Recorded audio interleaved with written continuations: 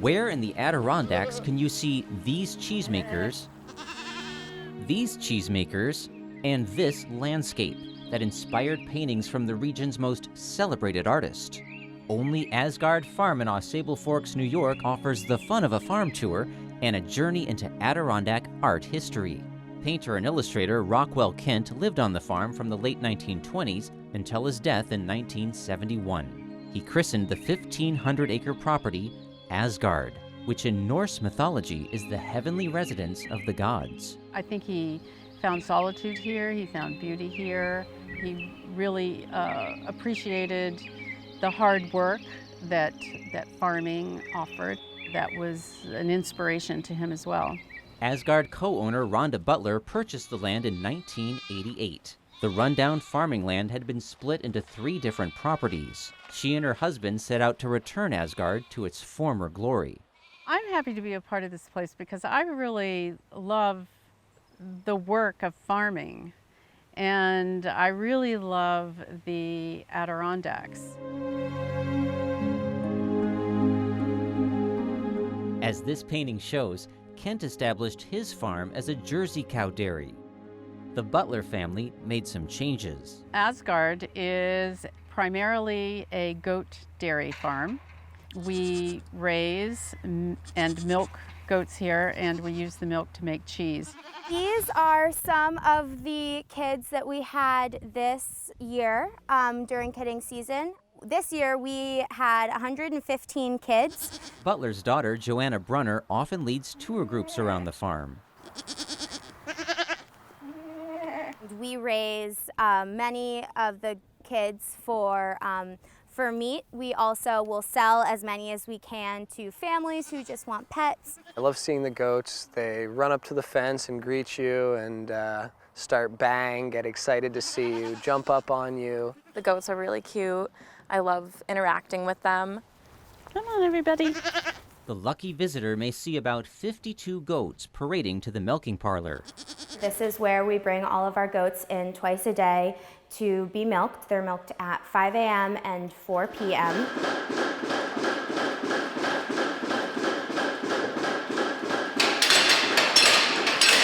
We have 12 goats in here at a time, and then milk 6, and then another 6. 52 goats yield about 40 gallons of milk a day. Much of this milk becomes cheese, in a process visitors are welcome to witness through a window. I think it's important for anybody to see how goat cheese, any cheese is made, because we take it for granted. It comes in cellophane packs in the grocery stores, and it's actually very, very labor intensive to make. The cheeses we make here, every piece of cheese is handled probably 100 times before it goes out to the public. Artist Rockwell Kent went out to the public with his controversial opinions. He had strong political views and he was vocal. His talk of befriending the Russians and a world devoid of nuclear weapons earned him an ugly reputation in the 1950s. But he would celebrate beauty in the world in his quiet studio. It still sits behind a grove of trees at Asgard. Many of his tools and canvases and whatnot are all still here. To actually see the view up close and come into his studio, it's really beautiful and very cool to see the connection finally between the farm and Rockwell Kent. I love how talented he was, and I love his landscapes. Many people who enjoy Kent's landscapes also enjoy knowing his farmland still yields tasty products. I love goat cheese. It's creamy, it melts in your mouth. We always go to the farmer's market in Keene. My mom goes every Sunday and gets some Asgard cheese, so we just dip it in crackers, and it's awesome. In addition, we make goat milk soaps, and we've also developed a cult following for goat milk caramels. I think increasingly people have become detached from farms and they don't really know what it's like.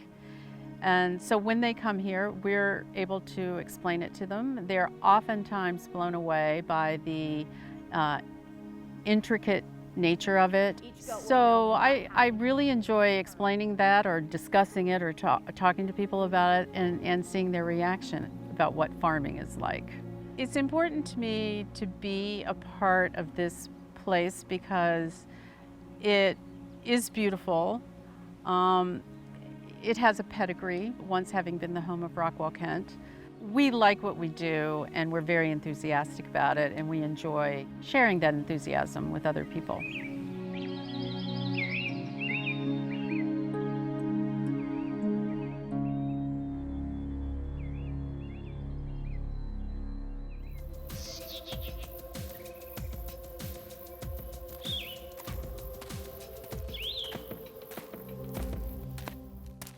Adirondack Journeys on Mountain Lake Journal is made possible through the support of the Adirondack Foundation.